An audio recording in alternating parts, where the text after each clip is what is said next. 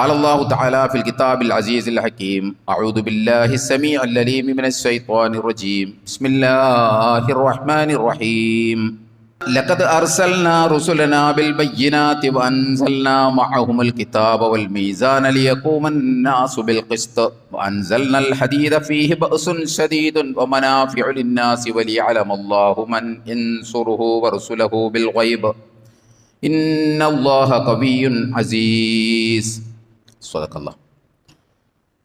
الله العلي العظيم وصدق وبلغ رسوله النبي الكريم ونحن على ذلك من الشاهدين الشاكرين والعاقبة للمتقين والحمد لله رب العالمين. സ്നേഹം നിറഞ്ഞ സത്യവിശ്വാസികളായ സഹോദരി സഹോദരന്മാരെ,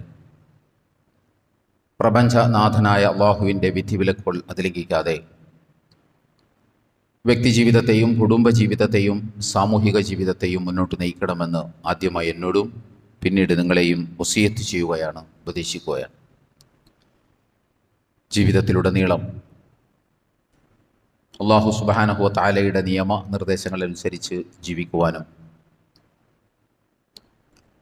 അവസാനം അവൻ കാമിലായ ഈമാനോടുകൂടി ഈ ലോകത്തു നിന്ന് വിട പറയുവാനും നാളെ അവൻ്റെ ജന്നാത്തുൽ ഫിർദൗസിൽ അംബിയ മുർസലീങ്ങളോടൊപ്പം സന്തോഷം കഴിഞ്ഞുകൂടുവാനുമുള്ള തൗഫീഖ് നൽകി അർഹമുർ-റഹീമീനായ റബ്ബ് നമ്മെല്ലാവരെയും എല്ലാ അർത്ഥത്തിലും അനുഗ്രഹിക്കുമാറാകട്ടെ. നമുക്കറിയാം, ജനാധിപത്യ പ്രക്രിയയുടെ ഭാഗമായി നമ്മുടെ സംസ്ഥാനത്ത് നിയമസഭാ തിരഞ്ഞെടുപ്പ് നടന്നു. അതിൻ്റെ ഫലവും പുറത്തു വന്നു. കഴിഞ്ഞ 10 കൊല്ലമായി ഈ സംസ്ഥാനം ഭരിച്ചുകൊണ്ടിരിക്കുന്ന ഭരണകർത്താക്കൾ മാറി പുതിയ ഭരണകർത്താക്കൾ കേരളത്തിൻ്റെ അധികാരം ഏൽക്കാൻ പോകുന്ന ഒരു സാഹചര്യത്തിലാണ് കേരളീയരുള്ളത്. പുതിയ സർക്കാരിന് എല്ലാവിധ അഭിനന്ദനങ്ങളും അർപ്പിക്കുന്നതോടൊപ്പം ദിശാബോധത്തോടുകൂടി നമ്മുടെ കേരളത്തെ ഭരിക്കുവാൻ അവർക്ക് സർവശക്തനായ അള്ളാഹു എല്ലാവിധ തൗഫീഖും നൽകട്ടെ എന്ന് പ്രാർത്ഥിക്കുകയും ചെയ്യുകയാണ്. ഈ തിരഞ്ഞെടുപ്പ് ഫലം പുറത്തു വന്നപ്പോൾ അതിനകത്ത് ഏറ്റവും കൂടുതൽ ഹൈലൈറ്റ് ചെയ്യപ്പെടേണ്ട 2-3 ശ്രദ്ധേയമായ കാര്യങ്ങളുണ്ട്. അതിലേറ്റവും പ്രധാനപ്പെട്ടതാണ് നമ്മുടെ മതേതര കേരളത്തിന് സന്തോഷിക്കാവുന്ന, അല്ലെങ്കിൽ മതേതര ജനാധിപത്യ വിശ്വാസികൾക്ക് സന്തോഷം പകരുന്ന ഏതാനും കാര്യങ്ങൾ ഈ തെരഞ്ഞെടുപ്പിൽ ഉണ്ടായി എന്നതാണ്. അതിലൊന്നാമത്തേതാണ് നമ്മുടെ കൊച്ചി നിയോജക മണ്ഡലത്തിൽ ജയിച്ച മുഹമ്മദ് ഷിയാസിൻ്റെ വിജയം എന്ന് പറയുന്നത്. അതായത് കൊച്ചി നിയമസഭാ മണ്ഡലത്തിൽ നമുക്കെല്ലാവർക്കും അറിയാവുന്നതുപോലെ നമ്മൾ പത്രത്തിലൊക്കെ വായിച്ചിട്ടുണ്ടാകും, 60% ലത്തീൻ കത്തോലിക്കരായിട്ടുള്ള ആളുകളാണ്, ക്രൈസ്തവ സമുദായത്തിൽപ്പെട്ട ആളുകളാണ്. ഷിയാസിൻ്റെ സമുദായം എന്ന് പറയുന്നത് വെറും 20% മാത്രമാണ് അവിടെ ഉള്ളത്. അവിടെ നിന്നാണ് 8188 വോട്ടിൻ്റെ ഭൂരിപക്ഷത്തോടുകൂടി മുഹമ്മദ് ഷിയാസ് ജയിക്കുന്നത്. എതിർ സ്ഥാനാർത്ഥിയായിട്ട് നിന്ന വ്യക്തി അവരുടെ ക്രൈസ്തവ സമുദായത്തിൽപ്പെട്ട ആളും അവിടുത്തെ സിറ്റിംഗ് MLA-യുമായിരുന്നു എന്നതാണ് ശ്രദ്ധേയമാക്കുന്നത്. അതുപോലെ തന്നെയാണ് മലപ്പുറം ജില്ലയിലെ തവനൂരിൽ VS ജോയിയുടെ വിജയം. VS ജോയി എന്ന് പറയുന്ന ക്രൈസ്തവ സഹോദരൻ്റെ സമുദായ അംഗങ്ങൾ 1% പോലും തവനൂരിലില്ല. വളരെ കുറച്ചാളുകൾ മാത്രമേ തവനൂർ നിയമസഭാ മണ്ഡലത്തിൽ VS ജോയി എന്ന് പറയുന്ന സ്ഥാനാർത്ഥിയുടെ സമുദായക്കാരനുള്ളൂ. ഭൂരിപക്ഷവും മുസ്ലിം സമുദായത്തിലുള്ള ആളുകളാണ്. അവിടെ നിന്ന് VS ജോയി വിജയിക്കുന്നത് 14,647 വോട്ടിൻ്റെ ഭൂരിപക്ഷത്തിലാണ്. മാത്രമല്ല, അവിടെ എതിർ സ്ഥാനാർത്ഥിയായിട്ട് മത്സരിച്ചത് അവിടുത്തെ സിറ്റിംഗ് MLA ആയ KT ജലീലാണ്. എന്നിട്ടും അവിടെ VS ജോയിക്ക് വിജയിക്കാൻ കഴിഞ്ഞു എന്നത് വളരെ ശ്രദ്ധേയമായൊരു സംഗതിയാണ്. ഞാൻ പറഞ്ഞല്ലോ, ഈ അടുത്ത കാലത്തായി കേരളത്തിൽ വന്നുകൊണ്ടിരിക്കുന്ന ചില വർഗീയമായ മാറ്റങ്ങൾ വെച്ച് നോക്കുമ്പോൾ മതേതര വിശ്വാസികൾക്ക്, ജനാധിപത്യ ബോധമുള്ളവർക്ക് ഏറെ സന്തോഷിക്കാൻ പറ്റുന്ന വിജയമാണത്. അതോടൊപ്പം തന്നെ തിരുവമ്പാടി, തൃക്കരിപ്പൂർ, കളമശ്ശേരി മണ്ഡലങ്ങളിലൊക്കെ ഉള്ള ഈ വിജയം ഞാൻ ഈ പറഞ്ഞ ഗണത്തിൽ നമുക്ക് പെടുത്താവുന്നതാണ്. ഞാൻ അതിൻ്റെ ബാക്കി വിശദാംശങ്ങളിലേക്ക് പോകുന്നില്ല. സന്തോഷകരമായൊരു സംഗതിയാണിത് എന്നതുകൊണ്ടാണ് അത് സൂചിപ്പിച്ചത്. അതുപോലെ തന്നെയാണ് കേരളത്തിൻ്റെ മുൻ മുഖ്യമന്ത്രി ഉമ്മൻചാണ്ടിയുടെ മകനായ ചാണ്ടി ഉമ്മൻ പുതുപ്പള്ളിയിൽ നിന്ന് ജയിക്കുന്നത് ഏതാണ്ട് 52,907 വോട്ടിൻ്റെ ഭൂരിപക്ഷത്തിലാണ്. അവിടെ ഒരു പ്രത്യേകത എന്താണെന്ന് ചോദിച്ചാൽ, അവിടെ ചാണ്ടി ഉമ്മൻ ഇലക്ഷൻ പ്രചരണത്തിൻ്റെ ഭാഗമായിട്ട് അദ്ദേഹത്തിന് പോസ്റ്ററുകൾ ഉണ്ടായിരുന്നില്ല, അദ്ദേഹത്തിന് ഫ്ലക്സുകൾ ഉണ്ടായിരുന്നില്ല, കൊട്ടിക്കലാശങ്ങൾ ഉണ്ടായിരുന്നില്ല, ബോർഡുകൾ, ഫ്ലക്സ് ബോർഡുകളോ പോസ്റ്ററുകളോ അങ്ങനെയുള്ള സംഗതികളൊന്നും അവിടെ ഉണ്ടായിരുന്നില്ല. ആ പൈസ എല്ലാം അദ്ദേഹം ജീവകാരുണ്യ പ്രവർത്തനങ്ങൾക്ക് വേണ്ടി ചിലവഴിച്ചു എന്നാണ് പറയുന്നത്.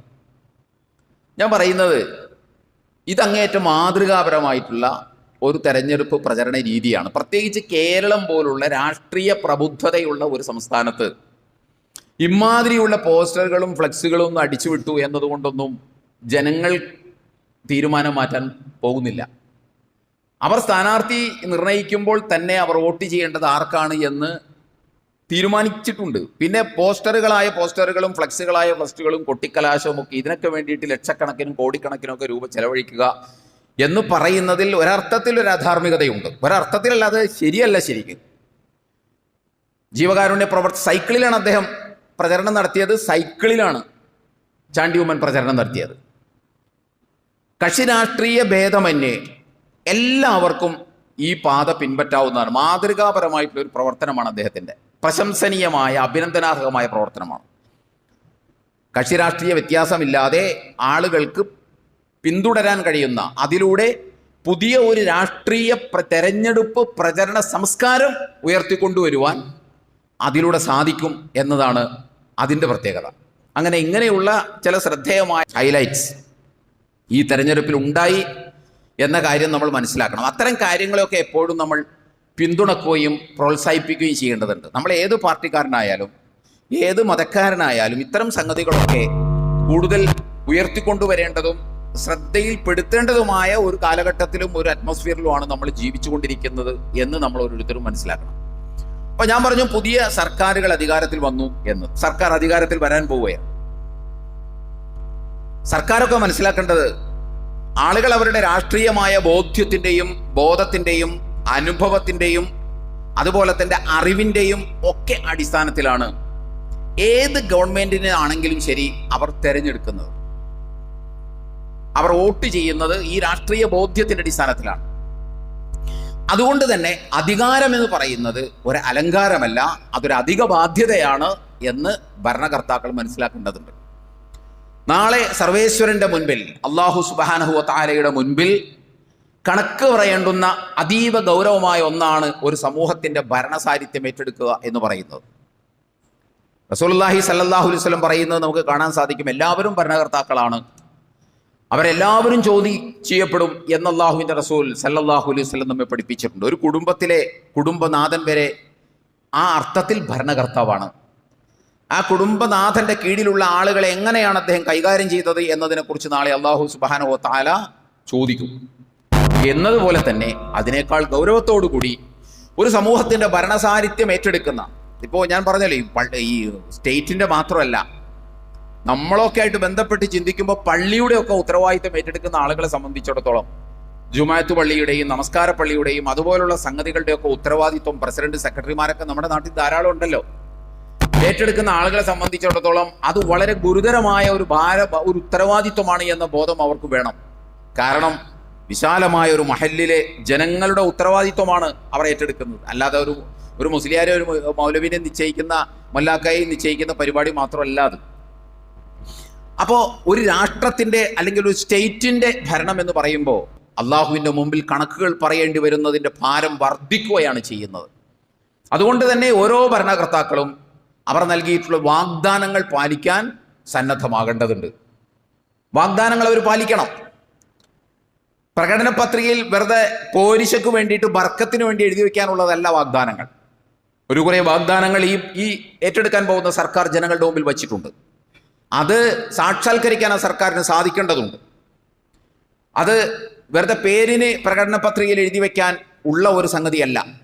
ജനങ്ങളുടെ ആ വോട്ടവകാശത്തെ മാനിക്കണം. അവരെ പരിഹസിക്കരുത്. അവരെ പരിഹസിക്കുന്ന നടപടികളൊന്നും ഭരണകർത്താക്കളുടെ ഭാഗത്ത് നിന്ന് ഒരിക്കലും ഉണ്ടാകാൻ പാടില്ലാത്തതാണ്.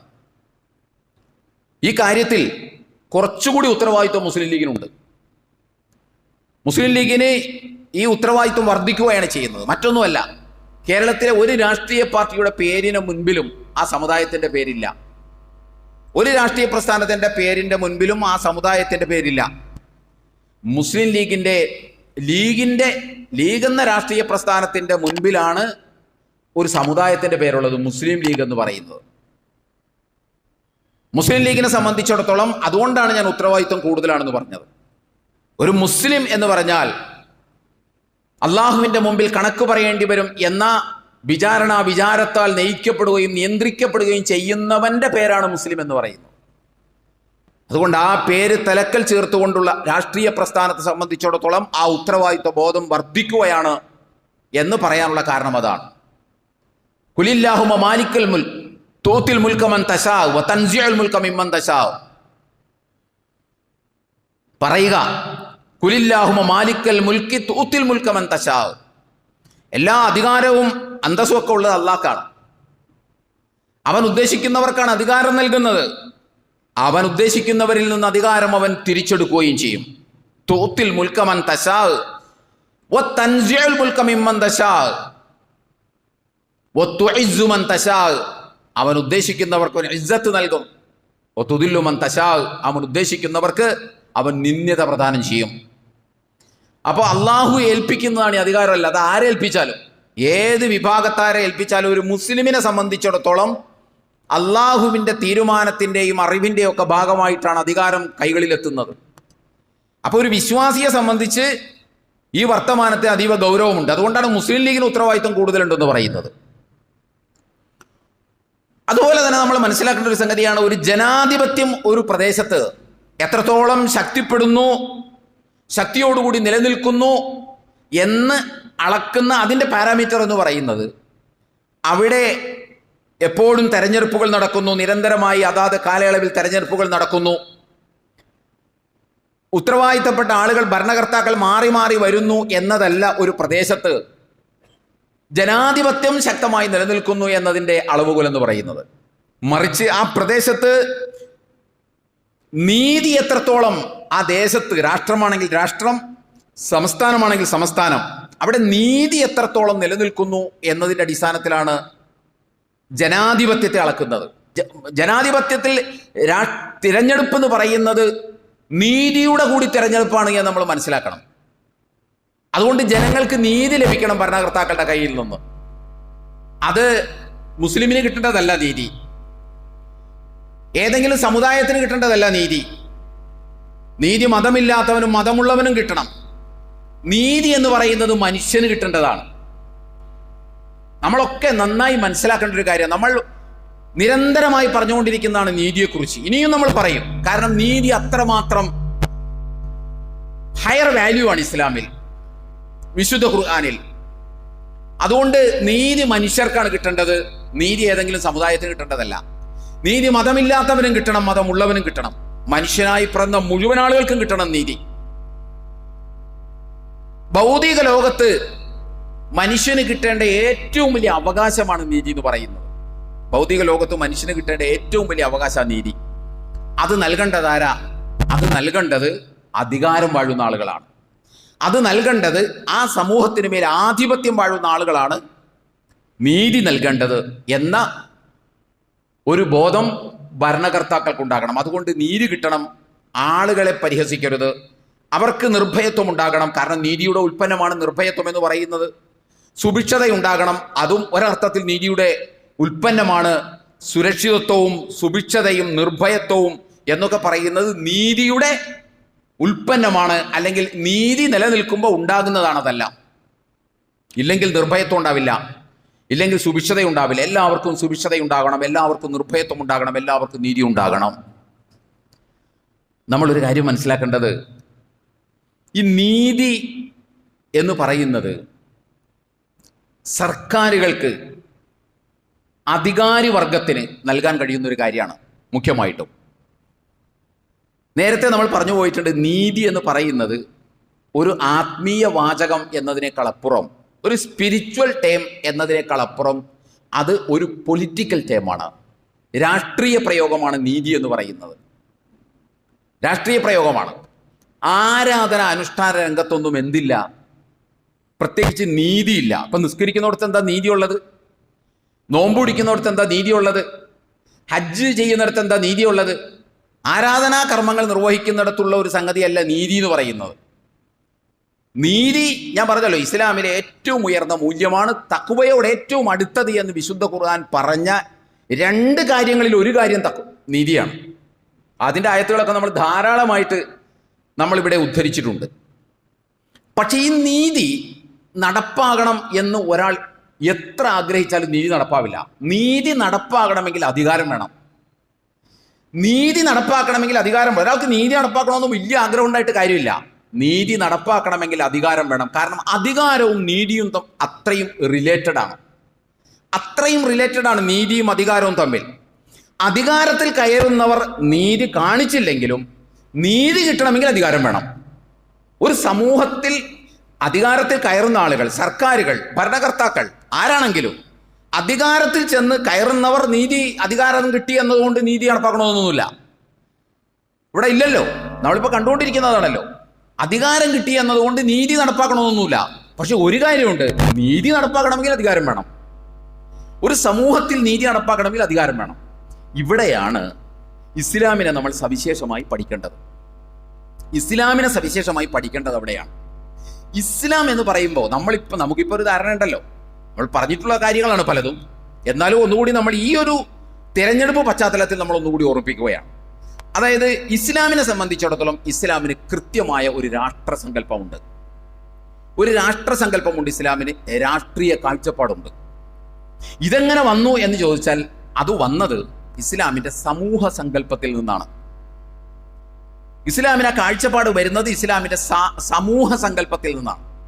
ഇസ്ലാമിന് സമൂഹത്തെക്കുറിച്ചുള്ളത് സമൂഹം നീതിയിൽ നിലകൊള്ളണം എന്ന കാഴ്ചപ്പാടാണ്. സമൂഹം നീതിയിൽ നിലകൊള്ളണം, സമൂഹം നിർഭയത്വത്തിൽ നിലകൊള്ളണം, സമൂഹം സുഭിക്ഷതയിൽ നിലകൊള്ളണം. ഇത് ഇസ്ലാമിന്റെ മൗലികമായ കാഴ്ചപ്പാടാണ്. ഈ കാഴ്ചപ്പാടിൽ നിന്നുകൊണ്ടാണ് ഇസ്ലാമിന് എന്തു വരുന്നത്?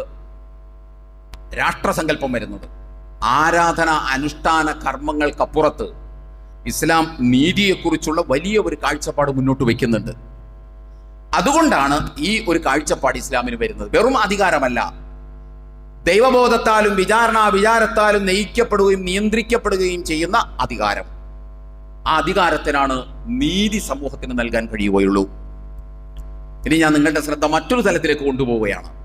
നിങ്ങളൊന്ന് ആലോചിച്ച് നോക്കൂ, അള്ളാഹുവിന്റെ റസൂൽ സല്ലല്ലാഹു അലൈഹി വസല്ലം നമ്മൾ വന്നത് എന്തിനാന്ന് നമ്മൾ പറയാറുള്ളത്?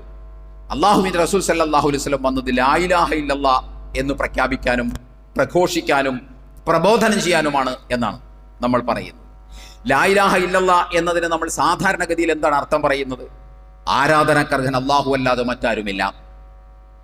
ലാ ഇലാഹ ഇല്ലല്ലാഹ് എന്നതിൻ്റെ ഉള്ളടക്കത്തിൽ അതൊരു ഭാഗമാണ് എന്നത് ഒഴിവാക്കി നിർത്തിയാൽ ലാ ഇലാഹ ഇല്ലല്ലാഹയുടെ യഥാർത്ഥ ഉള്ളടക്കം എന്ന് പറഞ്ഞാൽ ആരാധനക്കർഹൻ അല്ലാഹു മാത്രം എന്നതല്ല.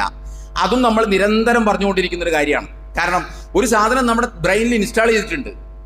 ഈ ഇൻസ്റ്റാൾ ചെയ്തത് ഡിലീറ്റ് ചെയ്ത് പുതിയത് സേവ് ചെയ്യണമെന്നുണ്ടെങ്കിൽ ഇത് നമ്മളിങ്ങനെ പറഞ്ഞുകൊണ്ടിരിക്കണം. അതുകൊണ്ട് നമ്മൾ പറയുന്നത് ലാ ഇലാഹ ഇല്ലല്ലാഹ് എന്ന് പറഞ്ഞാൽ നമ്മളിപ്പോൾ പറഞ്ഞുകൊണ്ടിരിക്കുന്ന ഒരു മദ്രസ സമവാക്യമുണ്ട്. അതെന്താണെന്ന് ചോദിച്ചാൽ ആരാധനക്കർഹൻ അല്ലാഹു മാത്രം, അല്ലാതെ വേറൊരു ഇലാഹില്ല എന്നതാണ്. അത് അതിൻ്റെ കൂടെ ഉള്ളതാണ്, വളരെ പ്രധാനപ്പെട്ട അതിൻ്റെ ഒരു ഉള്ളടക്കമാണ്. പക്ഷെ അതിൻ്റെ ഏക അർത്ഥകൽപ്പന അതല്ല. ഏക അർത്ഥകൽപ്പന അതല്ല. ഞാൻ അതിന്റെ വിശദാംശം പറഞ്ഞിട്ടുള്ളതാണ്, ഇപ്പോൾ അതിനകത്തേക്ക് ഞാൻ പോകുന്നില്ല. ഞാൻ ഇപ്പോൾ പറയാൻ ഉദ്ദേശിക്കുന്ന മറ്റൊന്നാണ്. അഥവാ ലാ ഇലാഹ ഇല്ലല്ലാ എന്ന് പറയുന്ന, നിങ്ങളൊന്ന് ആലോചിച്ച് നോക്കൂ, ലാ ഇലാഹ ഇല്ലല്ലാ എന്ന് പറയുന്ന കെലിമത്തു തൗഹീദിന്റെ, അതിന് നമ്മൾ പറയുന്നത് ആരാധനക്കർഹൻ അള്ളാഹു മാത്രം എന്നാണല്ലോ. തൽക്കാലത്തേക്ക് നമ്മൾ അതൊന്ന് സങ്കല്പിക്കുക. അങ്ങനെ ആരാധനക്കർഹൻ അള്ളാഹു മാത്രമാണ് എന്ന് പറയാനും പ്രബോധനം ചെയ്യാനും പ്രഘോഷണം ചെയ്യാനും പഠിപ്പിക്കാനുമാണ് അള്ളാഹുവിന്റെ റസൂൽ സല്ലല്ലാഹു അലൈഹി വസല്ലം വന്നത് എന്നാണ് നമ്മൾ പറയുന്നത്. അങ്ങനെ വന്ന ഒരു റസൂൽ സല്ലല്ലാഹു അലൈഹി വസല്ലമയെ 23 കൊല്ലം പിന്നിടുമ്പോൾ നമ്മൾ കാണുന്നത് ആരായിട്ടാണ്? മദീന പള്ളിയിലെ ഖത്തീബായിട്ട് മാത്രമല്ലല്ലോ നമ്മൾ കാണുന്നത്, ജസീറത്തുൽ അറബിലെ ഭരണാധികാരിയായിട്ടാണ്. ജസീറത്തുൽ അറബ് എന്ന് പറയുന്ന മദീന കേന്ദ്രമായി പ്രവർത്തിക്കുന്ന ഒരു രാഷ്ട്രത്തിന്റെ അമരക്കാരനായിട്ടാണ് അള്ളാഹുവിന്റെ റസൂലിനെ നമ്മൾ 23-ാമത്തെ വർഷം കാണുന്നത്. അൽയൗമ അക്മൽതു ലക്കും ദീനക്കും വഅത്മംതു അലൈക്കും നിഅമതി വറദീതു ലക്കുമുൽ ഇസ്ലാമ ദീന. ഈ ദീനിനെ ഞാൻ ഇന്നേ ദിവസം പൂർത്തീകരിച്ചിരിക്കുന്നു എന്ന് അള്ളാഹുവിന്റെ റസൂൽ സല്ലല്ലാഹു അലൈഹി വസല്ലം അള്ളാഹു പ്രഖ്യാപിക്കുന്ന ആ ആയത്ത് വിശുദ്ധ ഖുർആനിൽ അവസാനം അവതരിച്ച ഹുക്കുമിന്റെ ആയത്തുകളിൽ പെട്ടതാണ് എന്നാണ് പറയുന്നത്. അതിനുശേഷം 1-2 ആയത്തുകൾ കൂടി വീണ്ടും അവതരിച്ചിട്ടുണ്ട്. അപ്പോൾ പൊതുവിൽ നമ്മൾ സാധാരണ പറയാറുള്ളത് ഈ ആയത്ത് അവസാനം അവതരിച്ചെന്നാണ് പറയാറ്. ആയിക്കോട്ടെ, ഈ ആയത്ത് അവതരിക്കുമ്പോൾ അള്ളാഹുവിന്റെ റസൂൽ സല്ലല്ലാഹു അലൈഹി വസല്ലം എത്തിപ്പെട്ടത് ജസീറത്തുൽ അറബിലെ മദീന കേന്ദ്രമായി പ്രവർത്തിക്കുന്ന ഒരു രാഷ്ട്രത്തിന്റെ അമരക്കാരനായിട്ടാണ്. ഒന്ന് ആലോചിച്ച് നോക്കി, ഒരു നിമിഷം നിങ്ങളൊന്ന് ആലോചിച്ച് നോക്കിയേ. ആരാധനക്കർഹൻ അള്ളാഹു മാത്രം എന്ന് പറയാൻ വന്ന ഒരു പ്രവാചകൻ 23 കൊല്ലം കഴിയുമ്പോൾ ആ രാജ്യത്തിന്റെ ഭരണാധികാരിയായി മാറുന്നതിൽ ഒരു അസ്വാഭാവികതയില്ലേ? നിങ്ങളൊന്ന് ആലോചിച്ച് നോക്കിയേ. ഒരു മനുഷ്യൻ ആരാധനക്കർഹൻ അള്ളാഹു മാത്രം എന്ന് പഠിപ്പിക്കാൻ വരിക, എന്നിട്ട് ആ മനുഷ്യൻ ഇതിങ്ങനെ പറഞ്ഞുകൊണ്ടിരുന്ന് 23 കൊല്ലം വിട്ടപ്പോൾ മൂപ്പര് അവിടുത്തെ ഭരണകർത്താവായി. അവിടെ ഒരു അസ്വാഭാവികതയില്ലേ? നമ്മൾ ആരെങ്കിലും വിചാരിക്കുന്നുണ്ടോ അത് യാദൃച്ഛികമായി സംഭവിച്ചൊരു സംഗതിയാണെന്ന്? ഇതിനു മുമ്പുള്ളൊരു ഖുതുബയിൽ ഞാൻ പറഞ്ഞിട്ടുണ്ട്. ഒരു പള്ളിയിൽ ഇമാമാവൻ വന്ന ആൾ കുറച്ചുനാൾ കഴിഞ്ഞപ്പോൾ അവിടുത്തെ പഞ്ചായത്ത് പ്രസിഡന്റായി, യാദൃച്ഛികമായിട്ട് പഞ്ചായത്ത് പ്രസിഡന്റായി. അങ്ങനെ ആവുമോ? അങ്ങനെ ആകുന്നത് നിങ്ങളൊന്ന് സങ്കല്പിച്ച് നോക്കിയേ. നമ്മുടെ കേരളീയ പശ്ചാത്തലം വെച്ച് നിങ്ങളൊന്ന് ആലോചിച്ച് നോക്കൂ. പാളയം പള്ളിയിലെ ഇമാമാവാൻ ചെന്ന ആൾ കുറച്ചുനാൾ കഴിഞ്ഞപ്പോൾ അപ്പറേറ്റ് മാറി സെക്രട്ടേറിയറ്റിൽ മുഖ്യമന്ത്രി ആകുന്ന ഒരു അവസ്ഥ, അങ്ങനെ ഒന്ന് സംഭവിക്കുമോ? അങ്ങനെ ഒന്ന് സംഭവിച്ചാൽ അസ്വാഭാവികതയല്ലേ നമ്മൾ അതിനകത്ത് കാണുള്ളൂ. നിസ്കാരത്തെക്കുറിച്ച്, നോമ്പിനെക്കുറിച്ച്, ആരാധനകളെക്കുറിച്ച്, വിളിച്ചു പ്രാർത്ഥനയെക്കുറിച്ച്, ഇതിനെക്കുറിച്ച് പറഞ്ഞുകൊണ്ടിരിക്കുന്ന ഒരു മനുഷ്യൻ കുറേ നാളിങ്ങനെ പറഞ്ഞു കുറേ ആൾ കഴിഞ്ഞപ്പോൾ മൂപ്പര് ഭരണാധികാരിയായി മാറുന്നതാണ് കാണുന്നത്. അവിടെ സ്വാഭാവികമായിട്ടും ഒരു അസ്വാഭാവികത കാണില്ലേ? എന്നാൽ പ്രവാചകന്റെ കാര്യത്തിൽ ഇത് യാദൃച്ഛികമായിട്ട് സംഭവിച്ചതാണോ? യാദൃച്ഛികമായിട്ട് സംഭവിച്ചതല്ല. പ്രവാചകന്റെ കാര്യത്തിൽ ഇത് യാദൃച്ഛികമായിട്ട് സംഭവിച്ചതല്ല. അത് ഞാൻ എൻ്റെ വാക്കായിട്ട് ഞാൻ പറയുന്നില്ല. കേരളത്തിലെ പ്രമുഖ സലഫി പണ്ഡിതനായിരുന്ന മർഹൂം അലി അബ്ദുർ റസാഖ് മദനിയുടെ വാക്കുകൾ കടമെടുത്തു പറഞ്ഞാൽ അതിങ്ങനെയാണ് പറയുക. അതെങ്ങനെ അസ്വാഭാവികമായിട്ടൊന്നും സംഭവിച്ചിട്ടില്ല. അവിടെ അസ്വാഭാവികതയായിട്ട് നമുക്ക് തോന്നുന്നതാ. എന്തുകൊണ്ടെന്നറിയാമോ? നമ്മൾ ലാ ഇലാഹ ഇല്ലല്ലാ എന്ന് പറഞ്ഞാൽ ആരാധനക്കർഹൻ അള്ളാഹു മാത്രം എന്ന് പറഞ്ഞ് ശീലിച്ചതുകൊണ്ടും മനസ്സിലാക്കി വെച്ചതുകൊണ്ടുമാണ് അത് പഠിപ്പിക്കാൻ വന്ന ഒരു മനുഷ്യൻ 23 കൊല്ലം കഴിഞ്ഞപ്പോൾ ഇങ്ങനെയായി മാറുന്നത്. അങ്ങനെയാണ് അതിൻ്റെ അർത്ഥമെങ്കിൽ ഇതൊരു അസ്വാഭാവികത തന്നെയാണ്, യാതൊരു സംശയമില്ല. അങ്ങനെയാണ് അതിൻ്റെ ഉള്ളടക്കമെങ്കിൽ അത് പഠിപ്പിക്കാൻ വന്ന ഒരു മനുഷ്യൻ 23 കൊല്ലം കഴിഞ്ഞപ്പോൾ മദീന കേന്ദ്രമായ ഒരു രാഷ്ട്രത്തിന്റെ തലവനായി മാറുക എന്ന് പറഞ്ഞാൽ നേരത്തെ പറഞ്ഞ മദ്രസ സമവാക്യത്തിന്റെ ഭാഗമായിട്ടുള്ള ആ ഉത്തരമാണ് ലാ ഇലാഹ ഇല്ലല്ലാഹ് അർത്ഥമാണെങ്കിൽ ഇവിടെ ഒരു അസ്വാഭാവികതയുണ്ട്. പക്ഷെ പ്രവാചകന്റെ കാര്യത്തിൽ അസ്വാഭാവികതയില്ല. അതിന്റെ കാരണം അലി അബ്ദുർ റസാഖ് മദനി തന്നെ പറയട്ടെ. അദ്ദേഹത്തിന്റെ വാക്കുകൾ കടമെടുത്തു പറഞ്ഞാൽ അദ്ദേഹം പറഞ്ഞത് എന്താണെന്ന് ചോദിച്ചാൽ, മുഹമ്മദ് നബിയെ മക്കയിൽ ഒരു പ്രവാചകനും മദീനയിൽ ഒരു രാഷ്ട്രനായകനുമായി ചിത്രീകരിക്കുന്നവർ മദീനയിലല്ല മക്കയിലെ പരീക്ഷണ നാളുകളിൽ തന്നെ രാഷ്ട്രത്തിന്റെ വിത്ത് നട്ടിരുന്നു എന്ന വസ്തുത മനസ്സിലാക്കുന്നില്ല. അതായത് മക്കയിൽ ഒരു പ്രവാചകനും മദീനയിലൊന്നും ഇപ്പോൾ രാഷ്ട്രനായകനും ആയല്ലോ. അങ്ങനെയാണല്ലോ സംഭവിച്ചത്. അങ്ങനെയല്ല യഥാർത്ഥത്തിൽ എന്നാണ് അദ്ദേഹം പറയുന്നത്. അദ്ദേഹം പറയുന്നത് മക്കയിൽ ഒരു പ്രവാചകനും മദീനയിൽ രാഷ്ട്രനായകനും അല്ല. മക്കയുടെ പരീക്ഷണ നാളുകളിൽ തന്നെ മദീനയിൽ രൂപപ്പെടാൻ പോകുന്ന രാഷ്ട്രത്തിന്റെ വിത്ത് അദ്ദേഹം പാകിയിരുന്നു എന്ന് മനസ്സിലാക്കണം എന്നാണ്. എന്നിട്ട് അദ്ദേഹം പറയുന്നത് 13 വർഷത്തെ കടുത്ത പരിശ്രമത്തിന്റെ അനന്തരഫലമായിരുന്നു അദ്ദേഹം രാഷ്ട്രത്തിന്റെ ഭരണാധികാരിയായി മാറിയത് എന്നാണ്. 13 വർഷത്തെ കഠിന പരിശ്രമത്തിൻ്റെ അനന്തരഫലമായിരുന്നു. തുടർന്ന് അദ്ദേഹം പറയുകയാണ്, സമുദായത്തിൻ്റെ നേതൃത്വവും ഭരണവും ഏൽക്കുക വഴി അള്ളാഹു അദ്ദേഹത്തെ ഏൽപ്പിച്ച ദൗത്യം വേണ്ടത്ര വിധം നിറവേറ്റുക മാത്രമേ അദ്ദേഹം ചെയ്തിട്ടുള്ളൂ എന്നത് സന്ദേഹമില്ലാത്ത സത്യം മാത്രമാണ്. ഇതിൽ നിന്ന് എന്താ മനസ്സിലാകുക? ഇത് അള്ളാഹു അദ്ദേഹത്തെ ഏൽപ്പിച്ച ഉത്തരവാദിത്വമാണ്. അത് പൂർത്തീകരിക്കുക മാത്രമാണ് അദ്ദേഹം ചെയ്തത്. തുടർന്ന് വീണ്ടും അദ്ദേഹം പറയുകയാണ്, ജീവിതത്തിൻ്റെ ഈ വശം കാണിക്കാതെ അദ്ദേഹം, അതായത് പ്രവാചകൻ, ചരമമടഞ്ഞിരുന്നുവെങ്കിൽ ജനോപകാരിയായ സമ്പൂർണ്ണ മാതൃകാപുരുഷനായി അദ്ദേഹത്തെ കാണാൻ കഴിയുമായിരുന്നില്ല, പുരുഷനാവില്ലായിരുന്നു അദ്ദേഹം. അവസാനിപ്പിച്ചുകൊണ്ട് അദ്ദേഹം പറയുന്നു, പരിഷ്കരണത്തിന് ഉപദേശം മാത്രം മതിയായിരുന്നുവെങ്കിൽ ജനങ്ങൾക്ക് പരിഷ്കർത്താക്കളുടെ ആവശ്യമുണ്ടാകുമായിരുന്നില്ല, പകരം ഗ്രന്ഥങ്ങൾ മാത്രം മതിയാകുമായിരുന്നു. എത്ര അർത്ഥവത്തായിട്ടുള്ള വാക്കുകളാണിത്! നിങ്ങളൊന്ന് ആലോചിച്ച് നോക്കിയേ. അള്ളാഹു ഏൽപ്പിച്ച ഉത്തരവാദിത്വം നിർവഹിക്കുക മാത്രമാണ് മുഹമ്മദ് നബി തിരുമേനി സ്വല്ലല്ലാഹു അലൈഹി വസല്ലം ചെയ്തത് എന്നാണ് ബഹുമാന്യനായ മർഹൂം അലി അബ്ദുൽ റസാഖ് മദനി പറയുന്നത്. അള്ളാഹു അദ്ദേഹത്തിന് മഗ്ഫിറത്തും റഹ്മത്തും നൽകി അനുഗ്രഹിക്കുമാറാകട്ടെ. അപ്പൊ അദ്ദേഹം പറയുന്നത് അള്ളാഹ് ഏൽപ്പിച്ചതാണ് റസൂലിന് ആ പണിയെന്നാണ്. ലാ ഇലാഹ ഇല്ലല്ലാ എന്ന കലിമത്തു തൗഹീദ് പറഞ്ഞുകൊണ്ടിരുന്ന ഒരു നബി, നമ്മൾ ഈ പറയുന്ന അർത്ഥകൽപ്പനയാണ് അതിനുള്ളതെങ്കിൽ എവിടെയാണ് അള്ളാഹു സുബ്ഹാനഹു വ തആല പ്രവാചകനെ ഇത് ഏൽപ്പിച്ച കാര്യം പറയുന്നത്? എവിടെയാണ് പറയുന്നത്? ഇങ്ങനെ ഒരു ഭരണം, ഇങ്ങനെ ഒരു ഉത്തരവാദിത്വം, ഇങ്ങനെ ഒരു ഭരണാധികാരി ആയി താൻ മാറണം എന്ന വിവരം എവിടെയാണ് അതിലുള്ളത്? എവിടെയുമില്ല. അവിടെയാണ് നമ്മൾ ലാ ഇലാഹ ഇല്ലല്ലാ എന്ന കലിമത്തു തൗഹീദിന്റെ ഉള്ളടക്കം നമ്മൾ മനസ്സിലാക്കേണ്ടത്. നമ്മൾക്ക് മനസ്സിലായിട്ടില്ല എന്നേ ഉള്ളൂ, മനസ്സിലാകേണ്ടവർക്ക് മനസ്സിലായിരുന്നു. അതുകൊണ്ടാണ് മുഹമ്മദ് സല്ലല്ലാഹു അലൈഹി വസല്ലം പറയുന്ന ഈ കലിമത്തു തൗഹീദിന്റെ ഉള്ളടക്കത്തിൽ അതീവ ഗുരുതരമായ രാഷ്ട്രീയ പ്രത്യാഘാതം ഈ മരുഭൂമിയിൽ ഉണ്ടാകും എന്നവർ തിരിച്ചറിഞ്ഞിരുന്നു. അല്ലാതെ കേവലം നിങ്ങൾ ആ ആരാധന മാറ്റി ഈ ആരാധനകളെല്ലാം അള്ളാഹുവിനാക്കണമെന്ന് പറഞ്ഞതുകൊണ്ടല്ല നബി തിരുമേനി സ്വല്ലല്ലാഹു അലൈഹി വസല്ലമയ്ക്ക് അത്രയും ഗുരുതരമായ പരീക്ഷണങ്ങളും ഭീഷണികളും നേരിടേണ്ടി വന്നത്. മുഹമ്മദ് നബി സല്ലല്ലാഹു അലൈഹി വസല്ലം ഉയർത്തിവിടുന്ന ലാ ഇലാഹ ഇല്ലല്ലാ എന്ന കലിമത്തു തൗഹീദിൽ ഇവിടത്തെ എല്ലാ അർത്ഥത്തിലുമുള്ള രാഷ്ട്രീയ പ്രത്യാഘാതം ഉണ്ടാക്കാൻ ആ ഉള്ളടക്കത്തിന് പ്രാപ്തിയുണ്ട് എന്ന് അബൂജഹലും ഉത്തുബത്തും ഷൈബത്തും അടക്കമുള്ള പ്രതിയോഗികൾ നന്നായി മനസ്സിലാക്കിയിരുന്നു. ഇതാണ് സംഭവം. ഇനി അതെങ്ങനെയാണ് വരുന്നതെന്ന് ഞാൻ പറയാം. വിശുദ്ധ ഖുർആനിലേക്ക് നിങ്ങൾ നോക്കൂ. വിശുദ്ധ ഖുർആനിലെ 57-ാം അധ്യായം സൂറത്തുൽ ഹദീദ് 25-ാമത്തെ വചനം ഞാൻ ഉദ്ധരിച്ചത്, ആമുഖത്തിൽ ഉദ്ധരിച്ചതാണ്. ലഖദ് അർസൽനാ റുസുലനാ ബിൽ ബയ്യിനാതി വഅൻസൽനാ മഅഹുൽ കിതാബ വൽ മീസാൻ ലിയഖൂമ അന്നാസു ബിൽ ഖിസ്ത്. അല്ലാഹു സുബ്ഹാനഹു വ തആല പറയുകയാണ്, ലഖദ് അർസൽനാ റുസുലനാ ബിൽ ബയ്യിനാത്.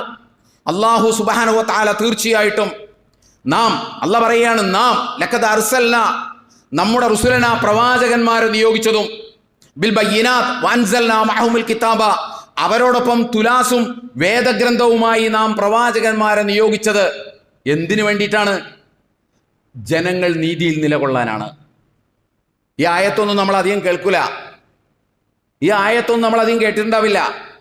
വിശുദ്ധ ഖുർആനിലെ 57-ാം അധ്യായത്തിൽ പ്രവാചകന്മാരെ നിയോഗിച്ചത് എന്തിനാണ് എന്ന് സാധാരണ നമ്മൾ ആയത്തുദ്ധരിച്ച് പറയാറുള്ളത്, പ്രവാചകന്മാരെ നിയോഗിച്ചത് ലാ ഇലാഹ ഇല്ലല്ലാ എന്ന് പ്രഖ്യാപിക്കാനാണ്.